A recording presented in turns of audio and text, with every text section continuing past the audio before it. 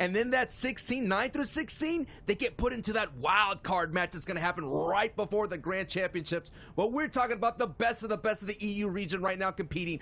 All other heats are happening simultaneously. We'll do our best to keep you up to date what's happening on their side of the world. But right here, let's focus in on this amazing trio of Thomas HD, Flick, and Anas. What an amazing run they're having so far, Sundown.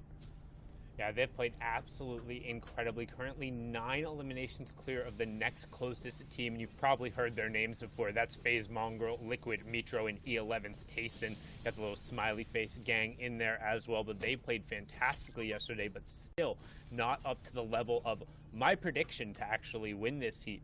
And they've just been doing it by having the uncontested side over in Dirty Dogs, getting out into these rotations and finding the key moments to go challenge. And I think the big difference maker out of this trio, Sancho, is their ability to make plays largely on the back of Thomas. Absolutely. In their first 2 games, that pair of opening games really solidified their placement in that leaderboard. Right now, they're sitting on top of the board in first place. I'm going to give you guys an idea of what happened in the overall days of action. Taking a look at, there was a lot of action down in the Portilla area. For some reason, a lot of action at Coral Cove, and a huge blow up of intensity fire down in Sweaty Sands. And let me tell you, the ability to condition your drops, those weeks of qualifiers, was able to get so much peace for people like the Thomas HDs, the people like iDrop Battle, the people like Mongrel, the people like Lechi and Benji out there in Doom's Domain. All those kind of action on the heat maps out there, very cool and very calm. It's just showing the level of respect all these other trios are having for those strong trios out there. And we are currently doing kind of a tour of those strong trios. First, we stopped in with our first place team. This is currently our second place team right now. Playwell Stair 6, iDrop 7, and Vettel 7. You can see them, again, doing their usual rotation directly out of Misty, hitting the fishing spots, and then heading straight north. And shout-outs to the Fortnite fam. Someone hit me up in the DMs and let me know that Vettel, Stair 6, and iDrop, this is where their original drop was. And this is where I had some concerns, because they kind of mentioned on Twitter that they were dropping 20 different places, but maybe that variety, maybe that the ability to be a chameleon in your drops and not be so concrete in that will allow this trio to do well. And I have to put this out there. They only kind of put in 5 games. They had an issue technically, and to be able to have 5 games in the bucket and be second place, now that is something that people need to talk about. And at the same time, with no Victory Royale, Sundown. Yeah, they've been doing a very good job going on there and being able to kind of rack up the points necessary. Again, you have to remember the queue times in between in these set lobbies have been reduced by 5 minutes compared to previous FNCSs. So make sure that your entire trio is queuing up as soon as you're out of that lobby. But we're hopping on board here with Fixie, Kaspersa, and Ziny. We'll do our best job to pronounce these correctly all day today, because you guys more than deserved it yesterday. But they also fell off really hard yesterday. They got off to an incredible start, and we talked about their consistency in the first 3 matches, averaging a top 3 placement and kind of playing for that late. But then after that, they ran into a number of games where they just weren't really able to get anything going. Somebody got caught out, and they weren't kind of able to get into those placement thresholds. Absolutely. They start off the day in the top 3. They give you an idea that in these, essentially throughout those entire ones, they kind of slipped down. And now they're in 7th place at the moment. And that's the kind of slide we're talking about. So we're going to keep an eye on that top 8 throughout the entire day. We're going to let you know who's on the bubble, who is kind of making a momentous shift up their leaderboard. We already saw Benji, Lechi, and Mr. Savage double their output in one huge pop-off game. And not to mention, we got to mention Snappy, Michael FNR on Twitch, and Wakey. They had the same kind of output. And on Twitter, that trio kind of put out there, yo, we figured out how to get the end game, and we're going to get there. So keep an eye on that trio as well. But Cartoon Legends and Flory, they themselves are that bubble. They are sitting at 8th place, so they got to hold on tight, considering that God Said Trio and Co. are only 2 points behind them going into this match. And you're probably wondering, as a viewer, what do I care about today? When I'm watching, when I'm looking at the standings, what are the things that I'm looking for? Well, first of all, at the end of the day, the top 8 teams across each one of these European heats will be on to the grand finals. Those will be our 32 teams who advance. So you want to see your team in the top 8, and we'll be keeping you up to date of what that threshold looks like, who's on the line. And it doesn't matter whether you're 1st or 8th, your ticket is a prize to that dance and an opportunity to compete among the best of the best for that Axe of Champions and that over $100,000 top place prize. Now, after that, if you don't get into 1st through 8th, that's fine. Your tournament is not over if you're able to place in between the 9th through 16th over the course of the heats. That will give you the lifeline, the one last shot to that wild card match, Sancho, that will have, honestly, the honor of casting tomorrow before the grand finals start. And everyone in the Fortnite fam is hyped for that. They're saying it's a historical day because never, ever in esports that I've seen just literally one match, one victory royale. You could pop off. You could have 20 elims. It doesn't matter. If you don't get that victory royale, you're not going to go and advance into that last 33rd spot for the grand finals. And all that is going to go down on Halloween. One of my favorite Halloween. I just love it because I'm going to pull back a little bit. My daughter's 3 years old, and we've been celebrating Halloween, it feels like, for 30 days because she absolutely loves all the creepy ghouls and whatnot. I'm not quite sure what I'm going to raise in the moment, but she absolutely loves it. I feel like I'm raising a little Beetlejuice girl. So I'm hyped for it. I'm excited for it. And for it to go down on that weekend, it's going to be really cool, man. Really cool. It's going to be really exciting, and we're going to kick it off, especially right now, with an exciting trio who we've talked about their slow start yesterday. The first couple matches, they struggled. Really, it was the first 3-4 matches to kind of get over that Storm Surge threshold. But now, right here, day number 2, match 7, kicking it off. 2 eliminations right off the bat. The quick loot of Dooms, the run north to then immediately contest the trio who's hitting the Quinjets and trying to hit kind of that upgrade bench island above them. The fact they're able to win that fight quickly, resolve it, and now they're rotating in the taxi cab and kind of hawking their opponents here. So honestly, it seems like a much better position and a start to the day for this power trio. Yeah, and they shook off that rust. I mean, they weren't unable to compete in that week 3 qualifiers. They had all the action come to them. At one point, they had 3 trios landing there at that moment, so they did not know how to navigate Storm Surge. Now they have that figured out. Now let's see how they implement that here in day 2. That is the adjustments that we're talking about, and that is what I enjoy about the format. The break in the action. You have a night's sleep to think about what you need to do. Now, these are one of the trios that were here, Blaster, Nikov, and Alpha, that we highlighted, that we let the world know that you got to keep an eye on it, and right now they're on the outside looking in. So I'm expecting Nikov, Alpha, and Blaster have a better day 2, and already they started off with 1 elim and 1 point. And they're also well above that Storm Surge threshold right now. You can see that, the warning coming in on the right-hand side. For those of you unfamiliar, Storm Surge will damage the most passive players in the lobby. The trio who has done the least amount of damage will start receiving 25 damage per every 10 seconds. So that's what ends up driving some of this action and why you see these players try and maximize their damage, especially when they get an opponent down but not out. And right now you can see a little bit of aggression coming out, but Blaster going to be forced back, will be hit by a bandage cannon, but now opens up right away, and Recon is going to get yoinked right back into the box to make sure they can get all the loot, secure the headshot as well. And that's a good elimination coming out from them there. Not too much going to be traded over either.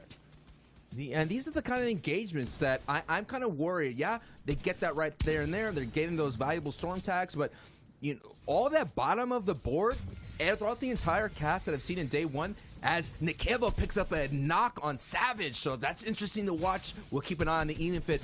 But the whole point is I'm trying to make is I feel like this bottom of the board is essentially kind of affecting each other and not allowing anyone to kind of get up there because they seem to be taking each other out. You know, one gets a little bit, it feels like they're a bunch of crabs in a barrel, and as soon as someone sees a light, they automatically get pulled down. So that is something that I'm looking here, that all these engagements are happening in these secondary power POIs because a lot of people just don't want any business of dealing with Doom's Domain or Stark Industries. So that's something we got to keep an eye on at day 2 to see how these players on the bottom of the board are essentially just ruining each other's runs there. Yeah, but right now, a team who we talked about getting off to a good start all of a sudden loses one of their key members, and another one in trouble right now as Toby, Nikeva, and Caxi have Benji and Co pinched. You can see Lecce just took a whole bunch of damage there, so largely going to be on the back of Benji to make any plays if possible. And right as I say that, Lecce gets dropped down, eats the 160 tag, more than enough damage to take him down there, and all of a sudden now Benji playing Lone Ranger and a little bit of a caster's curse coming through. The first 2 eliminations picking up well, but Benji trying to disengage, find a little bit of space, and Nikeva not going to give him even a moment in time, and down goes uncontested Dooms. The day 1 curse behind Benji, Fishy, and Co. starts off again. Game 1, just a complete waste. Only 2 points going over for them. I know we're in the Halloween season and there's a bunch of spells and curses and black cauldrons and all that kind of stuff down in the distance, but they have to figure something out. Historically, they are a slow team. Last time I raised the red flag and all the alarms, the weeboos, whatnot, were all going off, and I was worried that they won't do well, and eventually, like I said, 2 games, oh my goodness, Mongrel gets beamed. The whiplash brought so much attention to them, and all of a sudden the lobby decided, no, we're not going to give you this easy rotation, because you know by now, Sundown, everybody knows 2 whiplashes coming from Stark Industry, that has to be Mongrel, Mitro, and Tayson. Yeah, you see those Mark 51s, and they're going to get picked off right away. They make a ton of noise, and on top of that, they are very, very, very colorful. I mean, that red and gold paint job is able to be picked out, especially when you're driving through the Green Forest. But additionally, too, with the cars exploding there, you can see the fire taking over onto the trees. It's part of the reason why they are building with metal. A new impact that has come in here in Chapter 2, that fire being able to burn over. But right now, we've seen time and time again, when Mongrel goes down, this trio struggles. Mongrel has over 80% of the eliminations of other trios in the FNCS. Every time he gets 4+ eliminations, he's not guaranteed to win the game, but he has more than a better odd. Like, we've talked about all the stats, but when he goes down, despite how good Mitro and Tayson are, they generally aren't able to really convert these into big point performances. So going to keep an eye on whether or not that's true this game. Average placement of 29th when Mongrel goes down early. Now we're going to take a look at the circle here. It's going to be, such a dangerous end game. A lot of different changes of elevation, terrain. We got a river that runs through it. It's going to be so dangerous for the in-game leaders to kind of figure it out. They get them into this, put them in prime position for in-game Sundown. Yeah, what's up with Europe and the Sentinel Graveyard in Gorgeous Gorge, man? It seems we keep coming back over here. I'm all about it. This is my looting spot, I think, for almost the entirety of the Chapter 2 maps. There's a great scavenger route that runs through here, and there's so many different little aspects that come into play, from the Sentinel's hands being able to rocket you up. You can retake high ground or force through, but also the fact you can't build through them makes the pathing a little bit more difficult. There is the variable terrain down in the gorge. There used to be the geyser there, but right now, Kaizen looking to line up a shot, and you can see he sees the players rotating, has the opportunity, and he finds it right there. Peku being taken down, and now they're going to try and follow up. Horizontal shockwave coming through. He is going to get clipped a little bit off of the top. Going to see it. Nope, not going to opt to hit the Sentinel hand to try and throw himself forward, as Zico and Willow are going to push forward. Zico gets the cleanup, but then gets knocked down himself, as now Kaizen looking to tarp out, make sure he covers his back. They're going to just stick the revive and hopefully make sure they can find the other one. He's going to get some great shots going on there. Excuse me. At least return fire a little bit, as Kaizen is going to look to go on the aggressor here a little bit. Nope, just owning some space, making sure they can get the revive, and that's a good pickoff. And what a great start for this day. Coming into 13th place into day 2. Looking solid, and look at all the elims that they had there. That's going to be the kind of performances that you need to kind of get you into it already with 4 elims, and we haven't even got to placement points being doled out. Having a little bit issues with the shockwaves, and Kaizen just literally just goes straight up, and now he's abandoned and he's all alone. And luckily, not too much focus here, but yikes! A big old oof! Gets dunked right into the Gorgeous Gorge waterfall. Oh, but he lands right next to his teammates? Okay. I was about to say, that might be the most fortunate oof in the entire world, as the shockwave went down as he went in the down but not out animation and still threw him on the perfect trajectory to line up. But I just want to take 1 second, and we're going to talk to everyone on broadcast, and we're going to talk to the trios and the NAE's caster, Aussie Antics. He did a great job talking about this before. But please, if you're rotating with a bouncer and a shockwave, don't just set a singular box. Edit the roof above you as well, then end up destroying it. You're going to put an extra wall above, and then you're going to put a ramp. What this does, then when the bouncer and the shockwave go up, if you are going to end up being separated, you hit the top of the ramp and the walls keep you all going in the same direction. It costs you an extra 3 builds to guarantee you that that doesn't happen. Please, you are the best of the actual best. You need to make sure you're doing those rotations correctly. Now what this trio is trying to do correctly is now figure out their max pull rotation. And this is the trio that I mentioned. They're sitting at top 8 advance. And there goes the shockwaves. They'll go everybody out in distances. Obviously, Dasik didn't just hear Sundown. He's trying to speak through and try to use his, psychic abilities. Look, there's the extra time here. Let's see how this works out for Cartoon Florian Legends. Taking the time, rocking that Travis Scott sicko mode. Let's see that sicko. Oh, my goodness. I don't know, dude. Is it Halloween that's kind of creeping in that's giving us Caster Curse's power? I mean, I gotta watch out, man. I might be OP. I need to be nerfed. And right now you can see the curse coming in there and coming into fruition as another failed shockwave execution splits up a trio. But right now you can see everybody billy goating up on the side, trying to get whatever priority positioning as they just rain down the assault rifle shots from above. Those who have already got their positioning having the benefit of not needing to move as the zone continues forcing everyone onto the highest most point here right on top of that gorgeous gorge lookout. You can see have all the sentinels in play as well. We've seen a number of EU endgames go on, but hey, shout outs Zaini, Fixie, and Kaspersa making an endgame here. However, Thomas HD, the current leader and Captain Clutch himself for Gamma Gaming, can he put it all together as they right now are only going to walk away with 1 placement point as we're into our top 17. You can see Michael getting taken down there, and Thomas, no surprise to being able to clutch by himself, the most clutch player from round 1 coming through. Can he do it again? He's won a game here before, Sancho. It's going to be so difficult. Yes, he's won solo where he was in the 20s and with in shambles. He basically moved out of Shambles Town, moved to the Upper West Side, right into Victory Royale lane, solo, dolo. Can he do it again? Does he have another clutch moment in the back pocket? We all have to keep eyes right now as he is 372 below the threshold, and it is the 6th zone. We got full rotating zones, 7, 8, 9. The 9th zone will ultimately close, but Thomas HD doesn't matter. He's going to snake his way, gets a couple of nice beams, and that should be able to put them right into that storm surge as he's going to have to kind of keep tabs on it, but it's such a dangerous situation for Thomas HD because my worry, Sundown, is the terrain. That terrain will gobble you up instantly. No, he's going to clutch this. You know what? Right now, Thomas is going to clutch this because he came through the back. You saw Snowda get a huge pickup that was clutch by himself, but then Thomas came and was able to scavenge an Elim onto him. He has the harpoon as well. Was able to get some excess shields. However, he's had priority. He's pulled priority on zone 3 times in a row now. Pulled priority on 5th zone, pulled priority on 6th, just got it on 7th again. However, no excess utility. The only thing he got were those 2 minis from Snowda. Oh, he got caught with his pickaxe out, dropped in, and nope, not going to clutch at all. Instead, just gets a couple extra placement points, caught with the pickaxe out. We're going to run this game out as Caxi and Toby currently on the high ground, and we see the rest of the lobby rotating.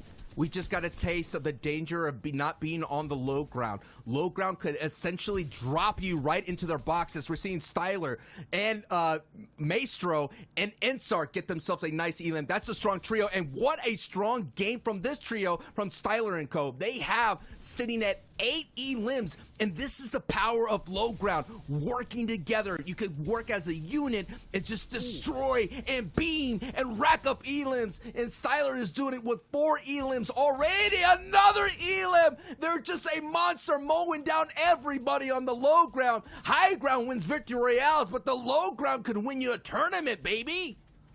And you can also see just the veritable horde of loot that came with picking up all of those eliminations. 6 shockwaves, 12 minis, all of the mats in the world. He's tarping to the end of Oblivion, just full tarp into the next zone. They're going to have priority there now, but up on the high ground is still Toby and Caxi working as a duo. However, we finally have Fixie, Kasperza, and Zaini making an endgame again. Top 14 players, top 6 coming in. Don't forget, 1 point for each trio until we get into the top 3. That's where the bonuses come in. But right now, Ensar, Maestro, and Styler are leading the charge. That's number 14 coming through for the trio, or 13, excuse me, as they're able to convert there. And we have our top 5 now. What a huge pop-off game that we're seeing right here from Maestro, Ensar, and Styler. And there it is. He's going to have to kind of use these shockwaves. Goes for height. And yes, they have height, and they're looking good as we're going into the 9th zone. It is the ultimate closing time, and they have the dominant position, and they have so much shockwaves to cause so much chaos down below. And they have the chug splashes. They looking strong. They looking healthy. Let's take a peek at what's happening down below as Toby gets sent down the storm. And now it's Kaizen. And taking a look, Ziku are the only one standing against it. It is two teams left, and this is the strong team. Everything is up for them to kind of close game 1 here of Heat 1, day 2 with a victory royale, and it's just a matter of moments as Ziku is doing all that he can to survive and make sure he is up. And they actually lose height for a moment, and oh my goodness, the shockwaves comes out, but oh, the sigh of relief as they get the victory royale. Maestro, Styler, and Enzar with a huge 16 elim game, Sundown. Wow. 41